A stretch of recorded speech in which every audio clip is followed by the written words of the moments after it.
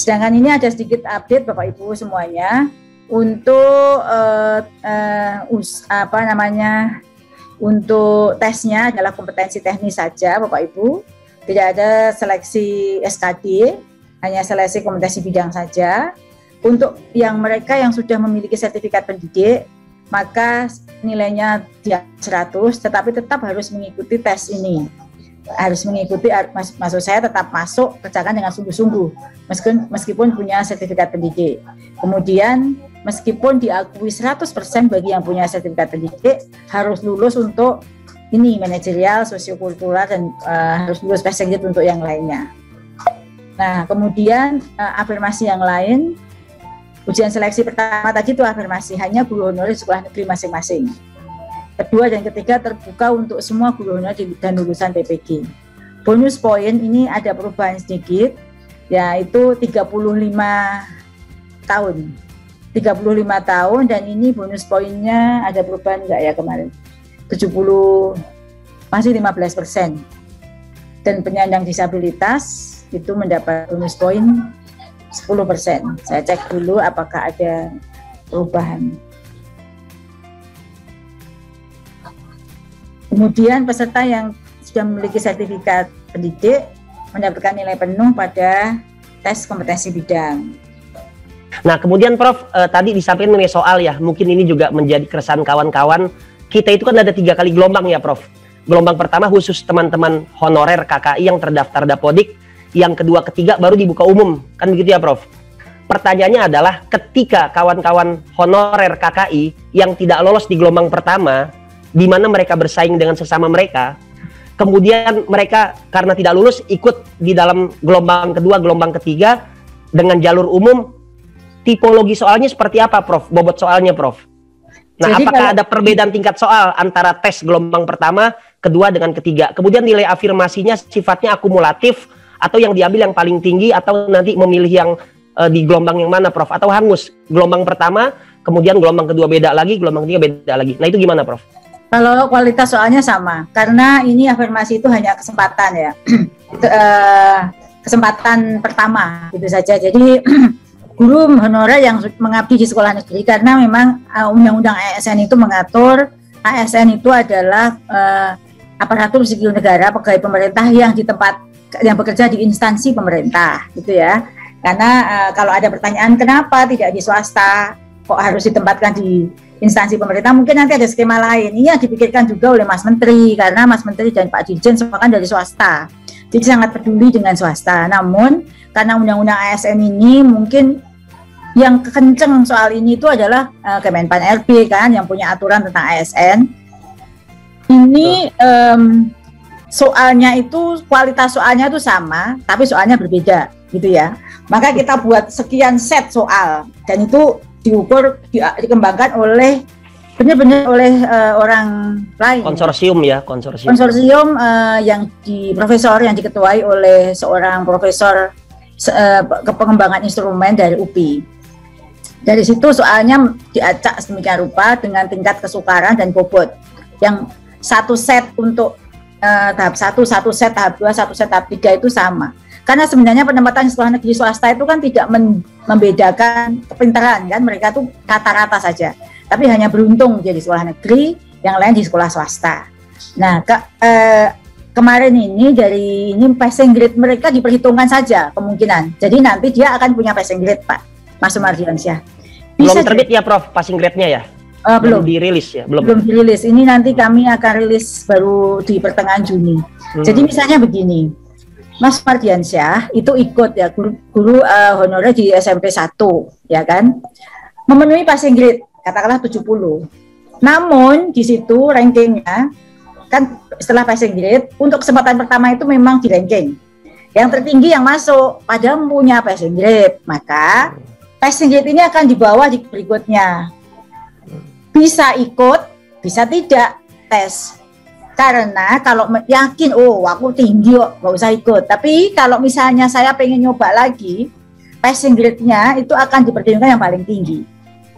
Jadi akan diperhitungkan lagi. Jadi jangan khawatir Bapak Ibu, ikut saja lagi. Nanti kalau misalnya di situ kemarin itu lagi ngeper, masih grogi dengan sistemnya, masuk angin, malamnya begadang. Lah sekarang untuk ujian 2 lebih siap, ikut saja. Nanti kalau passing grade yang diperoleh lebih tinggi itu yang dipakai, gitu Mas. Seperti itu. Dan itu ya, kualitas soalnya tuh sama. Sama ya. Baik. Memang hikmahnya adalah ini memotivasi kawan-kawan agar belajar ya, bertumbuh kepada diri sendiri dan optimis. Kalau memang kita punya kualitas, kita punya kompetensi, ya tentu Allah akan memberikan hasil sesuai dengan proses, sesuai dengan apa yang kita miliki. Nah sekarang gini Prof, pertanyaan berikutnya Prof. Saya jadi agak berpikir liar juga Prof. Di satu sisi saya mendoakan agar kawan-kawan lulus semua, kemudian bisa masuk gerbong ASN ya, terutama yang di atas 35. Tapi muncul juga kekhawatiran Prof, bagaimana seandainya ternyata PPK ini gagal menyerap jumlah 1 juta guru, sebab kan sekarang aja kita lihat kuotanya masih setengah. Apakah mungkin Prof ya kita mereformulasi ulang seleksi kita dengan tadi lebih mengutamakan pengabdian, mengutamakan portofolio, sehingga nanti nggak ada defisit. Nah tentu idealnya semua bisa masuk gerbong Prof, tapi seandainya tidak masuk gerbong ya, tentu kan ini menjadi kendala juga dalam pemajuan kualitas pendidikan. Itu gimana Prof? Kalau melihat peluangnya ke depan itu nggak ada, semuanya melalui seleksi, bahkan mungkin lebih berkualitas. Oh gitu ya? Jadi nanti itu tetap saja lewat seleksi.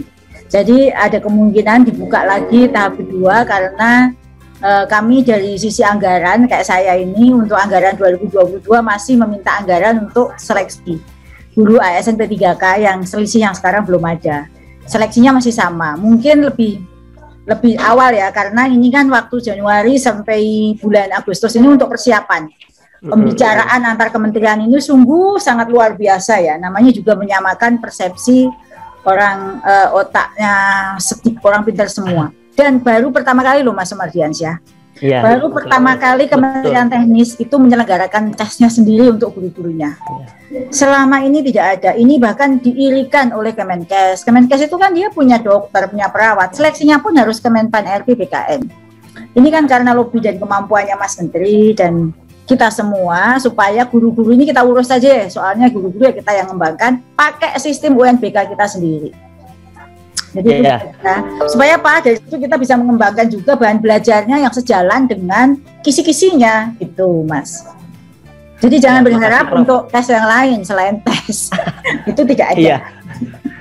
Data KKI itu kontrak kerja individu ya pada sekolah negeri. Nah itu jadi kontrak kerja individu di sekolah negeri. Kalau data yang dimiliki secara nasional itu ya data di Dapodik Pak, Bu. Data KKI itu kontrak kerja antara individu dengan dinas pendidikan atau PPK setempat. Saya nggak tahu ya, karena apakah di semua daerah itu tertib untuk mengupdate data KKI-nya, apakah seperti itu? Nah itu kan bermasalah juga jika ternyata ada daerah, kalau kita gunakan data itu, yang data yang paling tepat itu ya data Dapodik, kemudian data Dapodik itu dasarnya adalah NIK. NIK itu berarti tidak akan bisa digunakan oleh orang lain selain yang bersangkutan. Data Dapodik itu Bapak Ibu juga diupdate kok setiap 1 semester. Jadi setiap semester itu diupdate. Nah, yang bisa mengupdate juga yang bersangkutan. Misalnya tadi kasus yang pertama itu yang bersangkutan yang harus segera memproses untuk pemindahannya. Karena yang paling tahu adalah yang bersangkutan. Jadi itu jawabannya. Itu sepakat data sekarang ada dengan BKN dan dengan Kemendikbud itu ada perjanjian namanya satu data. Satu data itu ya dalam Dapodik kita itu data satu-satunya pendidikan yang dipakai oleh seluruh kementerian yang lain jika mau ngomongin guru. Mau ngasih sumbangan apa guru, data Dapodik, mau ngasih kuota, data Dapodik itu yang paling update Bapak Ibu. Lalu kalau kasus yang tadi ya, misalnya di kesempatan 1 itu Ibu bisa mendaftar di sekolah lain. Ya sekolah lain nanti direbut itu, perebutan. Nah nanti kesempatan 2 masih bisa lintas sekolah. Ya misalnya di DKI itu ada berapa kabupaten, Pemkot, Provinsi DKI, masih di lingkungan kabupaten itu. Seleksi ketiga, lintas kabupaten dalam satu provinsi. Jadi ada kesempatan Bu, kalau misalnya di kesempatan 1, 2 tidak berhasil, kesempatan ketiga itu bahkan boleh lintas kabupaten dalam satu provinsi. Jadi provinsi DKI itu bisa lintas mana? Misalnya provinsi Sumatera Barat bisa kabupaten mana saja. Itu kebijakan terakhir kemarin untuk memberi kesempatan pada orang-orang yang hebat itu untuk mengisi daerah lain yang memang ternyata tidak diajukan formasinya. Ada formasi tidak ada gurunya gitu loh. Itu supaya terisi oleh Bapak Ibu guru.